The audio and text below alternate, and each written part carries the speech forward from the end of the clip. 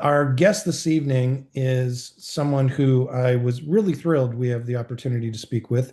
Krystle Hickman is is a perfect guest for us because she is not somebody who has like 14 PhDs and shows up and acts like she's untouchable and really is out of touch with what we're doing. She's very much a citizen scientist, just like so many of us are in the work that we do in these areas. And that's not to say that she's not extremely knowledgeable because she is on the subject. I've seen her speak multiple times. She's also the author of a recently released book called The ABCs of California Native Bees. And if you stick around to the end, we do the trivia contest. We may be giving one of those books away if you paid attention to what the interview discusses this evening. Krystle, welcome. It's so nice to have you here this evening. Thank you so much for having me and the really wonderful introduction there. Love Well, that. I just scratched the surface, but I want to give you an opportunity to kind of tell us about your personal path because this is not an interview where we're just here to talk about the native bees. We're here to talk about you as an inspiration to our chapter members and the many people who will see this recording. Like climate. And it's an opportunity for us to kind of see how all this kind of stuff is doable if you find your lane and you really can make an impact, which you absolutely are doing. So could you tell us a little bit about your journey from person who was interested vaguely in environmental stuff and then become like the bee lady everybody refers to? Yeah, definitely. So I kind of got into this in a very, very roundabout way. I was actually working in finance for a number of years. And during that time, I was like, I need some hobbies. And one of the things I was always interested in was nature. And I was in a couple of different nature groups on Facebook. And I saw this post one day. It said, if the bee disappears off the surface of the globe, then man would only have 4 years of life left. No more bees, no more man, no more pollination. It was attributed to Einstein. And I saw that quote and I was like, wow, I didn't realize honeybees are threatened. So I want to get really involved. So I spent a little bit longer than I want to admit taking photos of just honeybees. And one day when I was out in the area, I photographed a bee called Andrina, which was a native bee. And I actually found out it was called a native bee because I went into a group full of people called militologists. And they were actually the ones who identified it and first told me that native bees actually exist. And then they also fact checked me on quite a few things, like that quote that initially I started out with. They were like, just by the way, that quote was an internet invention from like the late 90s. Einstein never said it because clearly was not alive in the late 90s. But they also told me that it was actually native bees, not honeybees, that were the ones that are threatened or endangered. And I ended up going back to a lot of the places where I had been before to photograph the honeybees. And for some reason, besides that one native bee that I saw, I couldn't find any other native bees and could not figure out why. And then I ended up going to the Crescent Farm because the horticulturalist there had seen about 4 to 5 species of native bees and they'd been posted online. And I was like, why are there so many native bees here? Went to the Crescent Farm, instantly realized if you want to find native bees, you need to look for the native plants because the Crescent Farm at the LA Arboretum just has so many native plants there. And they ended up giving me a free membership. So I would go in at like 6 in the morning every day before my job at the financial firm and photograph all their bees. And they had about 40 species of native bees there. And then ended up going to the Santa Monica Mountains, which is where I started going out more in nature. And then I made my very first contribution to science, which was kind of a big jump for me. I do astrophotography as well. So I was in Death Valley and as I was driving back, I saw this plant that I'd never seen before. It's called an Eriogonum inflatum. Mm-hmm. And it's basically like a little stalk with a yellow star at the top of there. But there was this really tiny bee on it. And it was about 3 to 4 millimeters. And it was called a Perdita nusuta. And I ended up photographing getting the first photos of living representatives of this bee. But also because of how a lot of militology is done, it's through pan trapping. So people are looking at dead specimens. Basically, they have like a dish out with some liquid. Anything that flies by could be attracted to it. They pass away, they're studied under a microscope. So this is a bunch of behavioral information. But one thing about this bee is the male had this really unique facial feature, and no one knew what it was for because no one had observed them alive before. And within like 20 or 30 minutes, I photographed them using that facial feature and that connected me with militologists in a different way than I was with before. And then it just kind of took off from there. That's an exciting journey, and you go into more detail in this in your book, which I want to point out to everybody, not just to do a shameless plug for you, but the book is wonderful. It really is it takes a lot of the things that you do in your speaking engagements, and it's not just like here's a list of native bees. I mean, as some of the people in this room know, many don't know. We have like 1,600 bees, and I believe it's somewhere around at least 400 in LA County. I think maybe even more. Is that right? And Yeah. and you talk about not just like this list of, you don't list all 1,600 bees or anything like that, but you give some wonderful photographs for some individual species. And then you tell stories not only about the species, but about your adventure in getting that photograph. And it makes it very readable and very conversational. And it's a real pleasure. And so I encourage anybody who is interested in this topic. I've read a few books on this topic, but most of them have been pretty dry and they've been like, this bee has this behavior on this day on this plant, kind of thing. And you have some of those details, but it's a wonderful introduction to the subject because it's so wonderfully accessible. And so congratulations on that. Could you talk a little bit about why you decided to create the book and kind of the journey in going through that? Yeah. So I'm glad you like that as well, because I was hoping the book would be very easily accessible for people just starting out, but people in the scientific world as well. But initially, my friend is actually the one who counted the bee species in California. She got to 1,643, and her name's Olivia Messinger Carroll. She's the author of The Bees in Your Backyard. But when she gave me that number, I ended up doing some quick math and found out there's about 20,000 species of bees in the world, known species. So California has 8% of all known bee species in the world. And I was like, that's so high. So initially, I was just like, let me see if I can get one bee for every letter in the alphabet. And then I realized I could, but then in the journey, it was just kind of like a personal thing for me. But one of the areas I was visiting, it was in the Santa Monica Mountains, really beautiful biodiverse area. But because it's so beautiful, there's a lot of people moving in, and there's risks of fire, which are obviously very valid. So a certain conservancy was asked to go through and cut down a lot of the native plants. And this area that I'd been visiting, which was just like a spot people basically turn their cars around, so no one really stops there. I'd photographed over 40 species of bees. And I'd realized at that point that I'd never actually taken a photo of what the area looked like before. So it just basically looks like tire tracks and dirt, and there's ants there now. Um, but yeah, that really changed what I was doing, because I was like, there's stories here and there's land loss that's happening very frequently.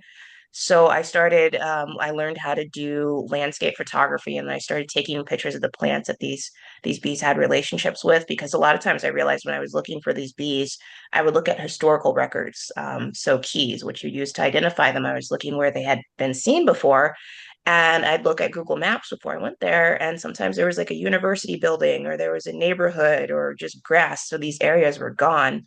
So I wanted to tell the stories of the bees and all of these different ecosystems. And hopefully, like a lot of them ended up positively. It's just they're ongoing stories. But California has so many ecosystems and so many different beautiful bees, and the land has so much history that I thought was important to include in it as well. So yeah, it's basically just 26 stories, and it's a love letter to California.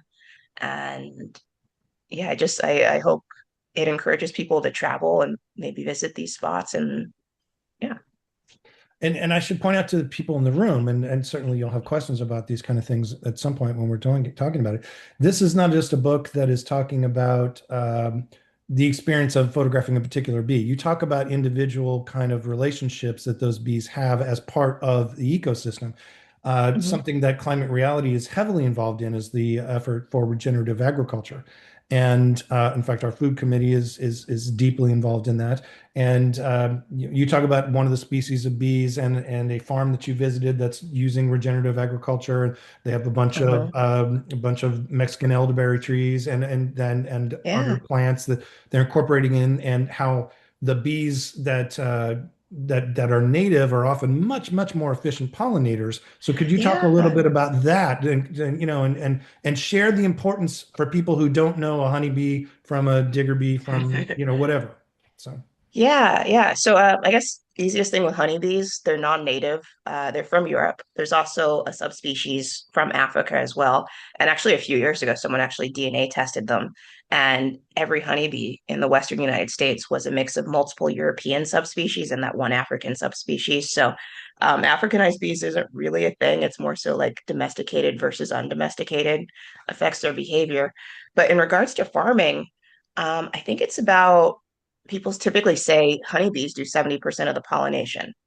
And I started visiting these farms and I realized farmers aren't actually paying attention to who's doing the pollination.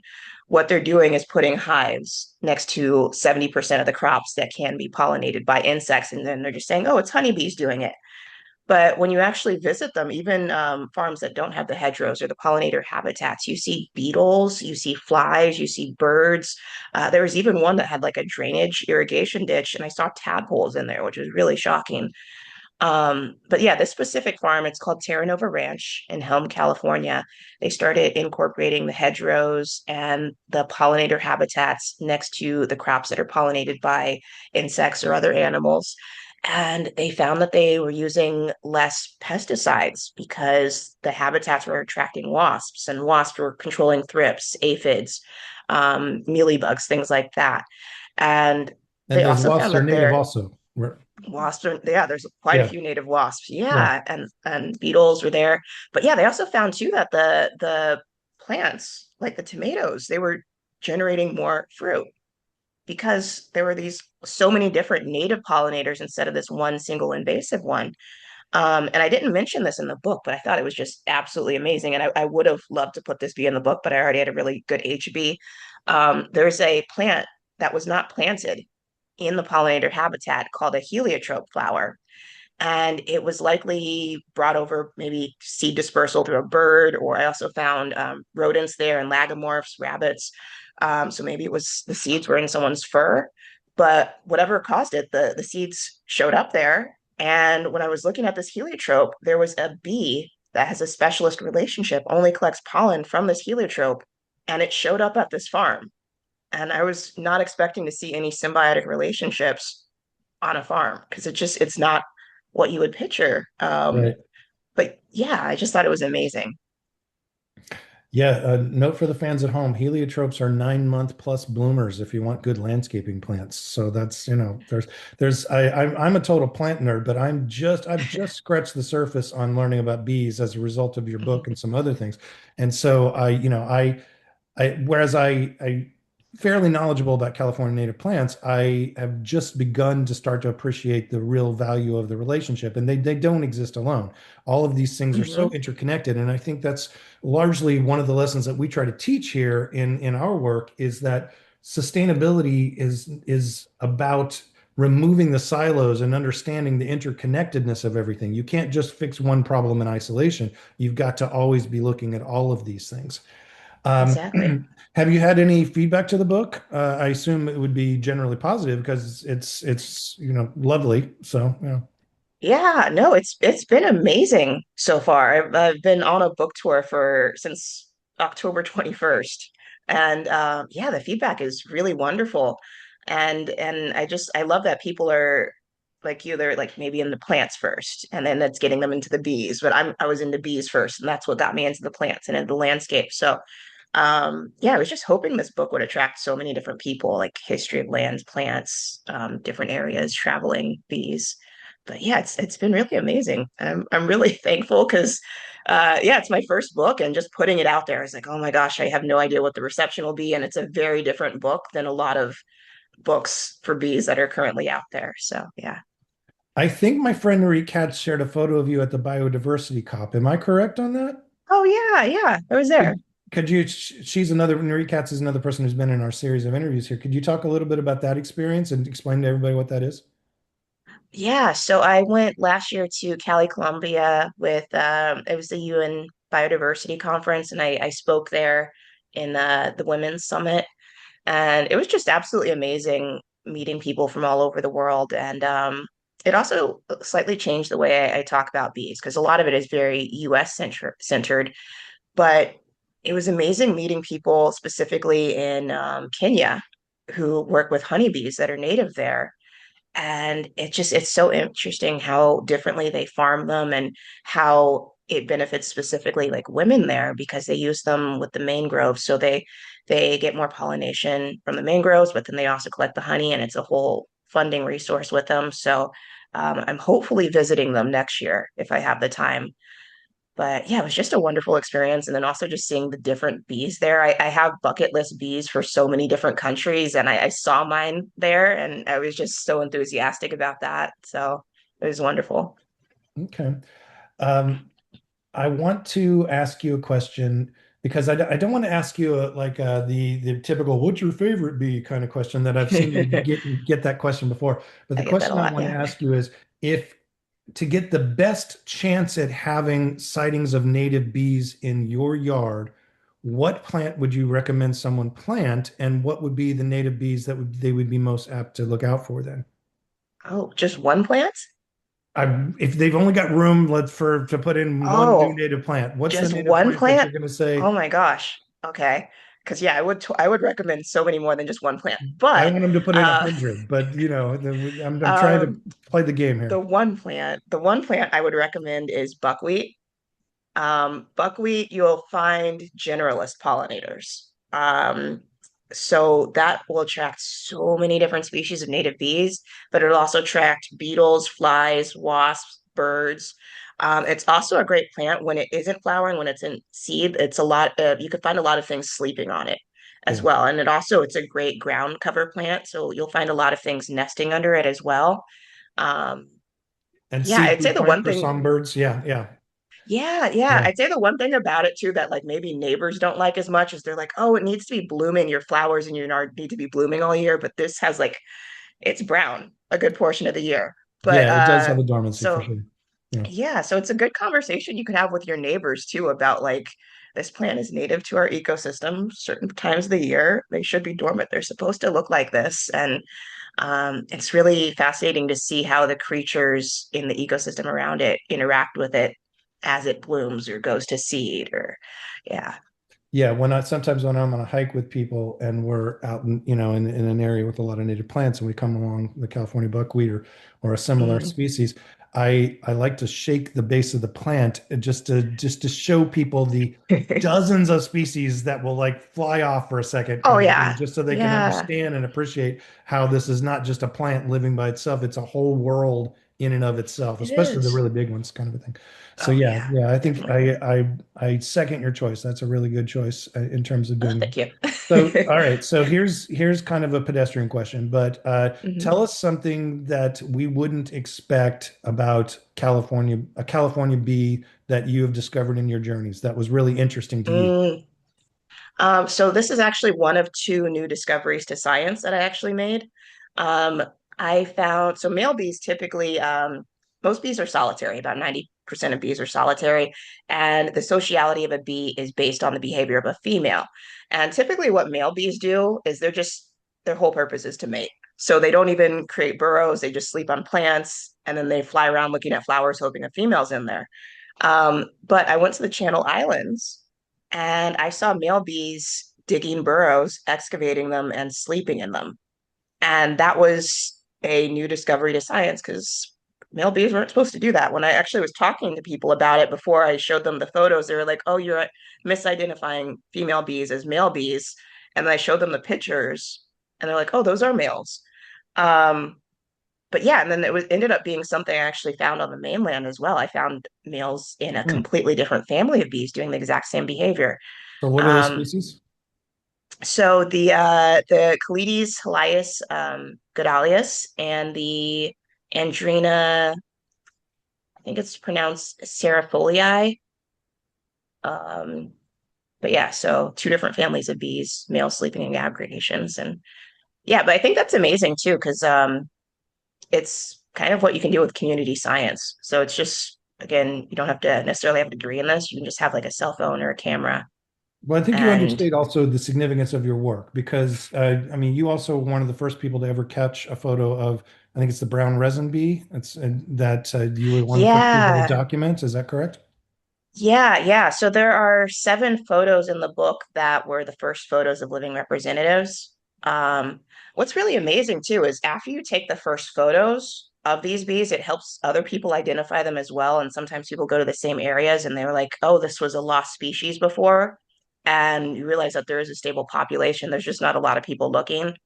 So Hmm. I typically just drive out to the middle of nowhere in the desert and sometimes find things. And like the DB in the book, Perdita dentata, it's known from like a few patches of flowers in this just one little area.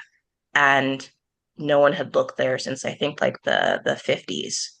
And I visited multiple years and there's a huge population on this like one patch of flowers, but that's the only patch of flowers. So if that disappeared ever, the bee could possibly disappear as well.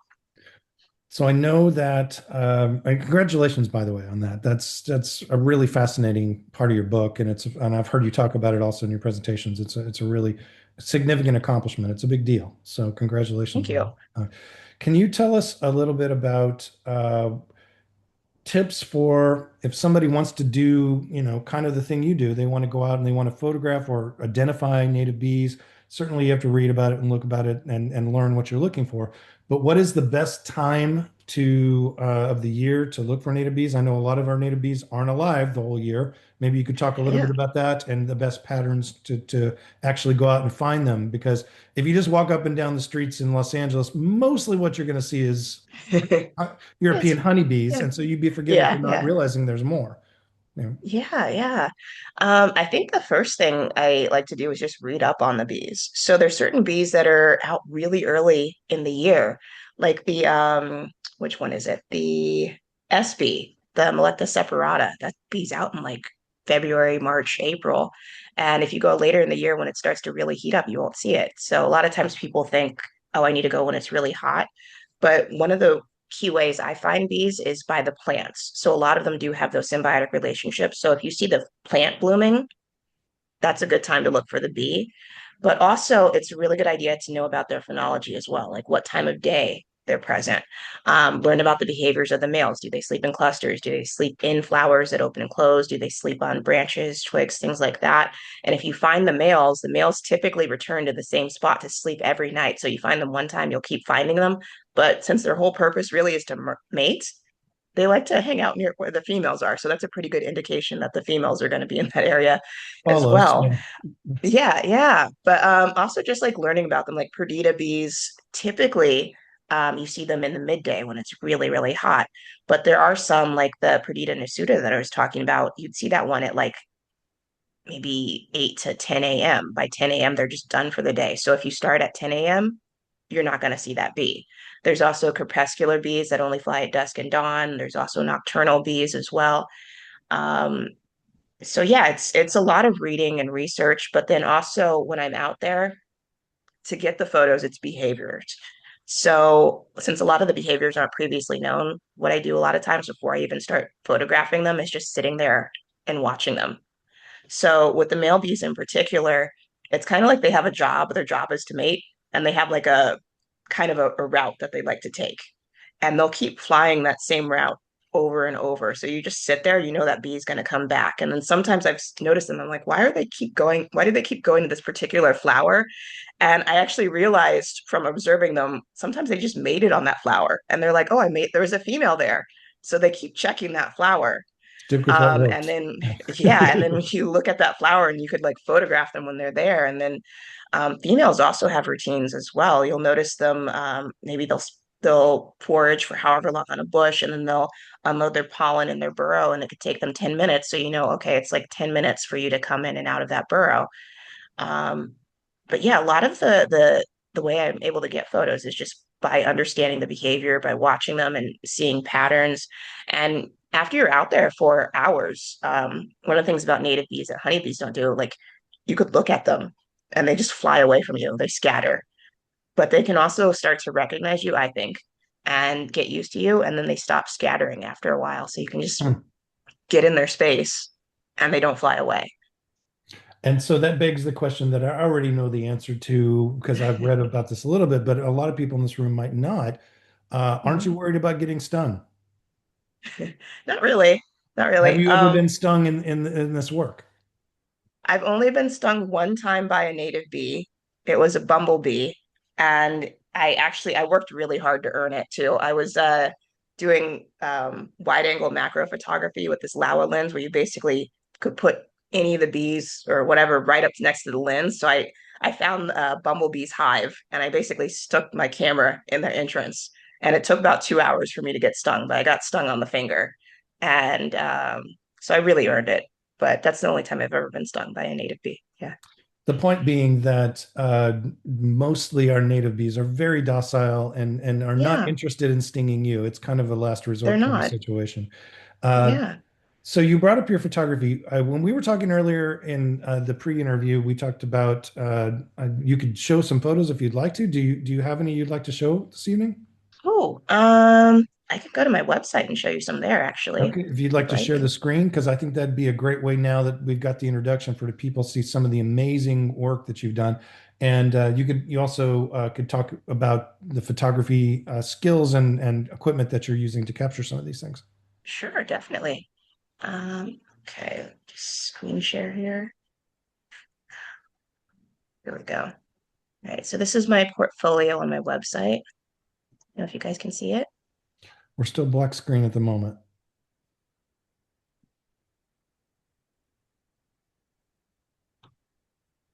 There we Did go. it come up? All Yeah, yeah, right. it was a little sleepy, but we're there now. Okay, trying to minimize the screen over here. So yeah, these are some of my photos. So hopefully this comes through well. But yeah, so this is one of my astrophotography shots at the Milky Way at the Spectacular. Kelso Dunes. Yeah. Um, but What's yeah, the so these. exposure on that? What's the exposure Oh, time on that? Because that's not an easy one to oh, get.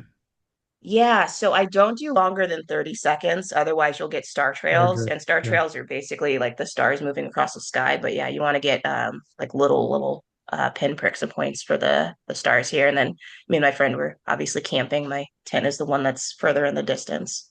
that's a great shot. Um, Yeah. But oh, this was kind of fun. I was actually stranded in the outback in Australia one time for about 12 hours, and I just started taking photos of the road that I was next to. Um, Not bee related. But so this is one of the cool bees that you'll see in California. This is an Agapostemon milliventris, and this bee is considered communal, and it's a really interesting behavior. So there's multiple layers of sociality. On one end there's eusocial, and then on the other end there's parasites, and this one's in the middle. So these basically live in like an apartment complex. They have one entrance, but then they'll like branch out to have their own individual complexes or their own individual apartments. And a female will have her own eggs in there and her own little stored areas of pollen. And the little clump of soil that she's under, they actually use this to hide their burrow entrance. So a lot of times you won't see these, but you'll see a little pebble like rotating around, and these bees are really strong, so they could just move them pretty easily. Um, and this is one of my bucket list bees from Australia, a kleptoparasitic bee. So these bees are parasites of, um, here we go, Amygdala bees, which are also blue-banded bees, and you can see a lot of them sleeping here. So the way the parasitism works is these are actually kleptoparasites. There's one flying. The female will sneak into the burrow of an Amygdala, and she'll lay an egg. That egg will hatch, and it'll either kill or consume the host bee's larva, and then it'll eat all of the pollen provisioned. So this is a bee that actually won't purposely collect pollen, so they don't have symbiotic relationships, but they're still pollinators. What's really amazing about bees is a lot of pollination is through accidental pollination. Insects in general, birds, mammals, whatever. Um, yeah, it's just basically the way their bodies are designed. They can pollinate things. Um, just randomly picking photos here, guys. But yeah, this Sure. is my bucket list bee from Colombia. And I never would have actually found this bee if it wasn't for our guide wearing insect repellent. So these bees are called orchid bees, and the males collect different scents. and they make their own colognes. And then what they'll do is they'll collect the colognes on their back legs, they'll rub it on like a branch or a twig, something, and they'll do a little mating dance to try and impress the females. But these bees, there's so many of them in this exact same species, absolutely love the insect repellent on our guide's hands. And what's really interesting is Which doesn't there sound was like very unscented. effective repellent. Yeah, it wasn't. Yeah, she was actually terrified at them at first because they were like coming around from like meters and circling around her, and then they were going to her hands. But this one, I love this photo because bees smell with their antennae, so he's rubbing his antennae on her fingers. Um, but yeah, I got a photo of this one because she was wearing insect repellent that I thought was unscented, but apparently it was not because they could definitely smell it. It's But fabulous shot. Yeah. absolutely beautiful bee. So Show us a couple yeah, California bees. California bees. Sure. This is a bee that took me 2 years to find. It's actually the H bee in the book. This is called an Anthophora halaluca, and it has a symbiotic relationship with Sorothamus, so smoke trees, smoke bushes, about the size of a housefly, and absolutely one of my favorite bees. They're just beautiful and completely white. And what's really funny about them is sometimes they'll have kind of like, I call it a milk mustache, but it's either pollen or nectar. So they'll have yellow and orange just on the hair right above their mandibles because they've been sticking their heads in the flowers to drink nectar. So they get kind of stained from that. So it's really cute. Um, That's a great one. yeah, I only photograph honeybees dead, but in beautiful photos. So I have a lot of photos like this. But Say, yeah. do you know the species of spider? Oh, well, it's a crab spider, but no, I don't know the exact species. Um, oh, But here we go. I This assume is they. a, I'm sorry. No, go ahead. I was just going to talk about the last one, but this is a great one. Go ahead. Yeah, so this is a macroterra bee that you'll find in mallows, and males sleep in the flowers. So when I was talking about how if you want to find the females, a lot of times look for the males, look for the plants. So these flowers open and close with the sun. So the males will climb into them right before dusk. The flowers will close around them, they'll sleep in them. The sun will come up the next day, the flowers are open, and the males will fly out. And that's also when the females will visit to collect the pollen exclusively from it. But what's really interesting too about a lot of bees, you can actually ID them to species from their location, the time of year, but also the plant that they're visiting, which is really amazing. So a lot of times people are like, oh, you have to collect these bees to identify them. But if you know those three things, the locations, the plant, and the time of year, a lot of times you could just identify them all the species. And that's what I was able to do with this one. So we don't need to kill bees as much as a lot of people think. Um, yeah. What's a good tip on easy identification of whether we're looking at a bee or a wasp? Yeah. So I would say the easiest thing is behavior. If you see them collecting pollen, that is a bee. Um, if you see them going after a spider, a thrips, aphid, something like that, that's a wasp. Also, if you see an ovipositor on them, um, body shape is a good one. So there's a bunch of thread-waisted wasps that are very kind of looks like a pencil between their thorax and their abdomen. Wing venation is another one. So wasps will have veins that go to the end of their wings, whereas bees they'll have a sort of a gap, and the venation is like the lines in their wings. Wasps' antennae are typically longer. They have quite a few more segments. Um, yeah, and I'd say there's like it's kind of interesting, like what's the difference between wasps and bees because bees are actually wasps, but they're technically vegetarian wasps, and I would say that's the main difference between them. But yeah, they're in the same order, so Right. yeah, Right. I'm loving this. Could we do maybe one or two more great photos? Because I think I'm looking at the faces. People are sure, absolutely thrilled watching this. And a yeah, lot of our native bees have oh, large mandibles, which is an interesting thing to see. yeah, Uh, and most of them are actually smaller than honeybees, right? yeah. I would say a good honeybees are definitely in the middle, but I would say on average most bees are smaller. Yes. Um, Going for a native bee here. Okay, this is actually a bee that you could see in your backyard. This is called a Perdita royce, and they like toyons. They also like small clusters of white flowers. And what's really amazing about these guys is they're very sexually dimorphic. So the males and females look very, very different.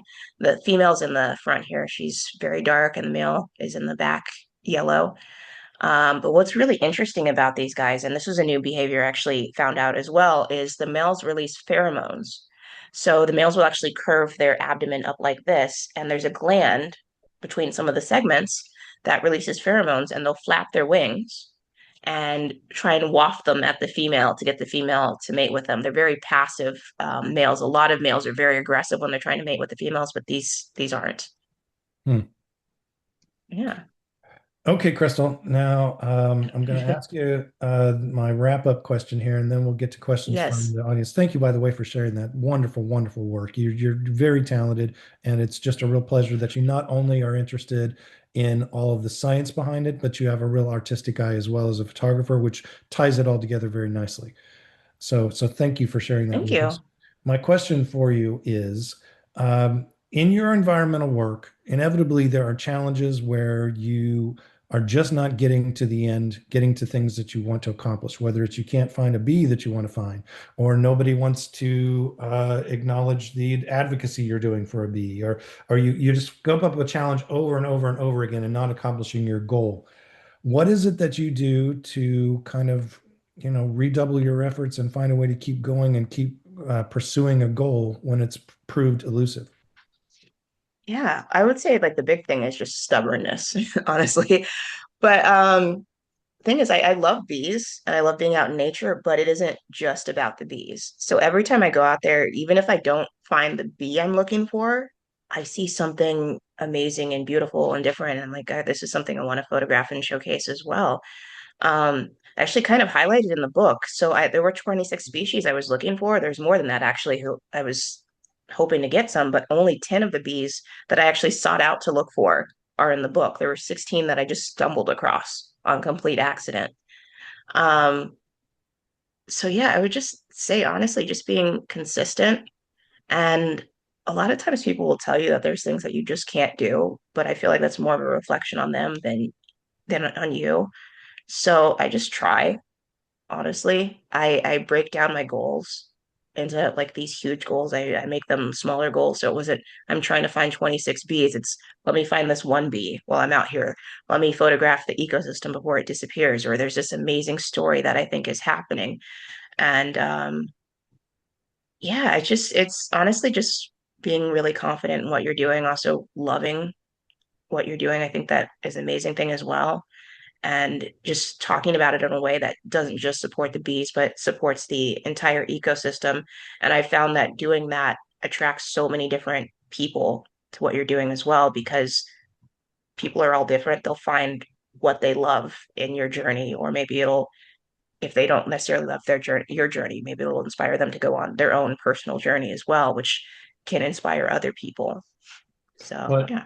it strikes me that you have a wonderful a wonderful combination of both curiosity and tremendous patience, because the kind of work that you're doing requires you to go back to the same spot time and time again, Yeah. and be okay with not getting the results you're hoping to get, Oh, and yeah. continuing to come out and do it over and over again. And that's a talent in and of itself that a lot of people don't have, and it Oh, really shows in your work. So thank you. congratulations on that. We're going to open up now to general questioning from everybody who's here. And if you could take us out of highlight, please, Michael. And if anybody has any questions, please raise your hands and we'll see what we can discuss with Krystle. This happens every time. They're always shy at the first, and then a bunch of them raise their hands at the end, and I don't have time to get everybody at the end. So thank you for jumping in, Michael. You're the first. Michael, go ahead. You're muted, Michael. Still muted, Michael. Mute, unmute. How's that? There we go. You can hear me. Okay. I was just saying I was excited to see that you were going to be speaking so I could get away from the family and get Oh, back here. But the other reason is I teach a class at Loyola Marymount called Art and Ecology, and you're one of the artists that I feature when I'm talking about oh, biodiversity. And that's amazing. the reason there's such great diversity in the amount of bees that you show. And most of my students have never even, other than a honeybee, could not identify a bee to save their life. And they're just great photographs. And Thank you. they always ask the same. I've been showing this for maybe the last 2 years when I discovered you, and I didn't know really much about you. And they would ask two things, which you've answered. The first one being is how did you get into photographing bees? And the second one is do you get stung? And so those are the questions that they would come up with. I got my first bee sting ever about 2 weeks ago. I could do without it. Oh. Um, so yeah, so this is very cool. I've learned so much. I have a question. I know now how you got into photographing bees, but that doesn't explain what went off in your head that you decided this was really a passion, that it became something that you could identify, spend hours and hours and hours where it's not work, it becomes a part of you. How could you identify what that is? Yeah, so I think it kind of ties back into when I was working at the financial firm for years. I was there for a long time. I actually was able to, I could look at almost any date on a calendar, whatever day of the week it was, and I could know at like 2 p.m. exactly what I was going to be doing that day. And I just kind of felt like I was getting dumber and I was just like losing brain power. So I was just like, I had all these things I used to be interested in before I needed to work and have a job and like make a living. And I just stopped doing all of them. So I just started picking all of them back up. So one of them is ended up being just going outside, which led to bees. Another one was photography, art as well. And I just was like, you know what? I'm just going to go like full force with all of these and just see where they lead me. And I wasn't really trying to steer in any direction, but it was just a lot of curiosity and just a lot of passion and just trying to like find myself again and find some sort of happiness. So it just kind of naturally evolved and they all sort of ended up mixing together. Like I wasn't expecting like, oh, I'm going to start photographing bees in an artistic way, but those three things just naturally combined. And it was supposed to just be a hobby, honestly, photographing bees. I was just like, I'm just doing this for fun. But then when I started making these discoveries and also started like accidentally documenting climate change, it sort of morphed into a career. Um, and actually with the financial firm, so it was 2023 actually. My boss was, I got invited to speak at the California Native Plant Society conference, and my boss was like, you can either go to the conference or you can keep working here. And I was like, okay, well, I guess I'm quitting. So I left and I've been doing this since then full time. So yeah. Amazing. That's the one we're A going to very pimp our short tree period of project time. at. Amazing. So, yeah, I'm sorry. Go ahead, Michael. I was just going to say, in a very short period of time, you've accomplished so much. It's really inspirational. Thank you. Cool. Thank you. Cindy, you're up. Yeah, this is kind of a small question, but nonetheless, I'm curious. I planted a euchera in my yard about a year ago and Hmm. discovered that there's some kind of bee that likes euchera plants. Hmm. It specializes in that plant, in that flower. And then I began thinking, this is the only euchera I've ever seen anywhere around here. What Hmm. happens? What happens to a bee who specializes in one flower when that flower dies? I mean, the euchera isn't a year-round flowering plant. Yeah, yeah. So what's really interesting, there's a couple of things that could happen, and this is an area that's really understudied. Um, but I would say for one thing, bees can go into diapause. There's one known bee, and it was studied on accident. Someone actually put a bee cocoon in their drawer and forgot about it for a decade. And then they opened up their drawer and it obviously warmed up and the bee came out of diapause after 10 years. So it's possible that they could be in diapause for a long time. But also there's certain bees that literally nest right under the plant that they're visiting. And we don't know the range that they could possibly go to look for new plants. But kind of bringing back to the farm, the Terra Nova Ranch, that Perdita heliotropii showed up there, not sure from where because there were no records in that area. But with the Anthophora hololuca, that is HB, I actually found that bee at the Kelso Dunes in the Mojave. And what's interesting about that is there's no Sorothamus there. So I was like, how did a specialist bee show up in an area where there's no Sorothamus? So I actually, when I went home, I looked at all of the historical records, including iNaturalist, to find out where the closest known Sorothamus tree was. And it was 7.14 miles away. So this bee possibly traveled that far. Um, but yeah, it's really interesting because it is really understudied. Like some bees literally nest under the plant. There's a documentary that came out in probably 2020 or 2021, My Garden of 1,000 Bees. A man saw a bee nesting in his yard, but visiting a plant 2 blocks away. So it's possible that they could be in diapause. They could pass away from lack of resources. Um, they could be traveling really far. I don't know if that 7.14 miles was an outlier or if that's standard. Um, but I will say there is clearly a decline in bee species, and the main reason until a few years ago was habitat loss. So because of this habitat fragmentation, these bees could just be disappearing without people ever realizing it. And then there's also climate change that's really exacerbating the whole thing. So yeah. Could you define diapause for those who don't are unfamiliar with that term, Krystle? Oh, sorry. It's like a long-term hibernation. So they basically, the bees usually nest underground. So they'll wait until conditions, there's some sort of trigger. We don't actually know what it is, triggers them to like, hey, this is a good time to emerge. The flowers are flowering. But yeah, they're basically in a hibernation state. It's kind of similar to what we see with our native plants, where we have Mhm. seeds that remain viable for certain weather conditions that only occur like maybe every 50 years, kind of a thing. So then they'll Yeah. remain fertile for a long time. So it's fascinating how all these relationships so slowly evolve. Elise, Hello. I apologize if you explained this earlier and I missed it, but the whole idea of the bees' faces is kind of fascinating to me. Are there Mhm. are there like okay, first of all, what was the thing that was observed that had never been observed before? And then how different are the faces The and why? faces are they're amazingly unique. So the Perdita nasuta, the male has a facial feature called a clypeus. A lot of male bees have it. It's just a facial plate where there's typically no hair. But this one was shaped like a duckbill and it was just so unique looking. And they're like, oh, there's got to be a purpose for it.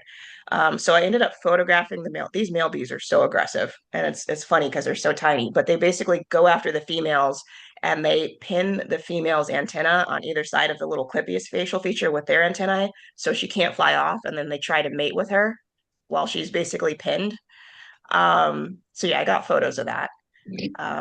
Like really, positive use. But yeah, so um that's the thing too, because like a lot of times people just don't know what the purpose of these features are. Like, why is it the males have these clippiest facial features? We know that males have an extra antenna segment on their antennae because antennae are used for smell, so they're seeking out the females. But yeah, you could actually identify a lot of bees to genus, even by their head shape, by their mandibles, by like how big their cheeks are, the shape of them. That's wild. Um, yeah, so it's really interesting. Hopefully that Thank answered you. your question. Yes, but now I have to go like look at bee faces. Yeah, I think there's some bees with beautiful. Look at I have a really one of my favorite photos I've ever taken. It was Anthophora crotchii. It's Anthophora is one of my favorite genera. It's got like right. a reddish orange thorax. It's got a black abdomen and green eyes and a yellow clypeus. And it's just really beautiful. I also have little fans on their, I think it's their middle leg. I can't remember if it's their foreleg or their middle leg, but really beautiful looking bee. Hmm. Thank you. Yeah. I'm a photography guy also, and so will be remiss if I don't ask, are you like a Canon person, a Nikon person, or do you have a loyalty in that whole world, or is there what's your one go-to lens? Those kind of things. Oh, yeah. So I'm a Nikon person because camera equipment is so expensive. I am not switching. Um, but yeah, I absolutely love Nikon. I started out with the Nikon D500, which is a crop sensor lens, a DSLR, Right. and now I shoot with a Z9, which is a mirrorless. And a little bit lighter, just a little bit. But my main lens is a Nikkor 105. And I like 105 because that's the millimeters from like the back of the lens to the subject you're shooting. So it gives you a lot more working distance and it's great with things that like to fly away from you. Um, but yeah, there's also that one's a little bit more on the pricey end. There's also Tamron has a 100 millimeter, which is a little bit more affordable, which is also really great. Laowa has, I think, a 100 millimeter as well, which is a fully manual lens, really great lens. But yeah, then I shoot with a lot of Laowas as well. I have the 15 millimeter, which is the wide angle macro lens, so you get a photo of your subject, but also the entire background, so it can tell a whole story. Right. That's in the book, the IB, which is the one that takes place in someone's backyard. So there's a really good photo of a bee on a poppy with like the burnt ruins of their house in the background. And then I have a 25 millimeter Laowa, which is a 2 to 5 times ultra macro. So that I only shoot things that are 5 millimeters and smaller. So Hmm. like the YB in the book was shot with that. And I also shot the Perdita minima with that, which is the smallest known bee in North America. You'd have to get Um, pretty close with the 25 though, right? I mean, you're probably right on Yeah, top of you it. get really Yeah. close. Yeah. Yeah. Yeah. What's funny about these bees too, so like kind of a photography tip. So like if you see a lot of bees on a bush or like any plant, they have three eyes on the top of their head. They're called ocelli and they're light sensing eyes. Just wave your hand over whatever plant they're on and create a shadow. There's certain bees that are gonna fly away, and the ones that don't are the ones that I photograph. All right, Nanju, you're up. Um, Thank you very much, Krystle. The photographs are just amazing, just beautiful. Thank Um, you. I was wondering, over the course of your past years of studying these insects, do you feel like the population of them is getting more robust? And how do you feel? Are you optimistic about the future of the California native bees? Yeah, I would say it's kind of hard to say if the population is getting more robust. What I see overall is more land loss. There's a lot of construction. However, I've also started to see there are organizations like No Canyon Hills or No Orange Heights, I think they're called, that are trying to protect biodiverse hotspots. So I feel like there's a lot more just community scientists who are like, I found out about this new amazing thing, let me save it. And then they bring all of these other ecologists on there. But I would still say overall, there does seem to be a pretty big decline, but also kind of it's layered. So there's something called lost species, and these are with bees particularly, they're bees that haven't been seen in the last 10 years. And one of the issues with these bees is a lot of times there's just no one looking. So in the book, I found quite a few of them, but and they had steady populations. It's just no one had been out there looking. So there's bees that could disappear without even being found in the first place. And I think it's in the US, I think it's about 33 species of bee or 33% of bees that we have pretty accurate records on their population. So that's pretty low. Um, but yeah, so it's kind of a complicated thing to answer. But yeah, overall, I would say that they're definitely declining, but that's based on habitat loss. Andy. Um, Thank you again, Krystle, for joining us and speaking. So I have one serious question and hopefully one fun one. So Okay. again, given my role, I'm gonna hopefully have this recorded for posterity. Could you recommend what policies you think would be best for our organization and people in general to advocate in order to help the bee Oh, populations? And then I'll ask the fun one after. policies. Well, hopefully it's fun, like I said. Okay, I don't know about specific policies. However, I will say I just working with people who have like native yards, tax breaks are really great and really beneficial. And then I've also noticed too, people started putting up little plaques in their yard that says this is a pollinator habitat. They're getting things from like Theater Pain or the Audubon Society, and that kind of opens up conversation. So I would just recommend getting like HOAs involved and having conversations with people. But as far as specific policies, I'm not really sure if I could name any. Yeah, Um, no, that's fair. I'm gonna go with then yeah, habitat preservation and just increasing those based on what you said. That's what I'm going. yeah, yeah. Um, but yeah. Okay. That's a good And one. then hopefully this is fun. Do your parents and or family do they know what you do and are they able to explain it? Because my family can't explain my Oh, job, so I wanted to know. no, not at all. Actually, what's really funny is earlier this year, my mom looked at a photo of one of my bees and she goes, Crystal, did you know bees have 6 legs? And I was just like, like, what am I doing here? But yeah, so they're like, yeah, she goes out and she photographs bees. She wanders around. Like, I don't know what she really does, but they're very supportive. They're like, I'm glad you're happy. Um, but yeah, they're more like, well, my mom like is an outdoorsy person, but for her yard. But she doesn't go out in nature. I took her to the desert for the first time and she thought it was like sand with no plants. So she was absolutely enthusiastic about that. But yeah, I'm kind of the only person who does something like this in my entire family. Thanks for sharing. I was curious. My family can't explain what I do, so Yeah, yeah, no, yeah, I'm kind of the oddball.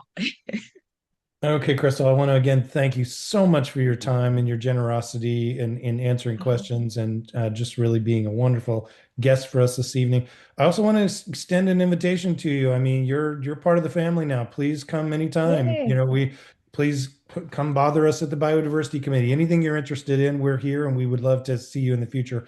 But Love regardless of that. if you choose to do that, we really, really appreciate you coming here this evening. And thank you for your Thank you. time. And please keep up this wonderful work because quite frankly, nothing really communicates the importance of preserving a species better than a wonderful photograph of that species in its live state instead of a version that was, trapped in a bucket of sticky goo, like you were pointing out earlier. So, Yeah. yeah. Yeah. So you're doing extremely important work for the policy people in the work that you're doing. So thank you very much.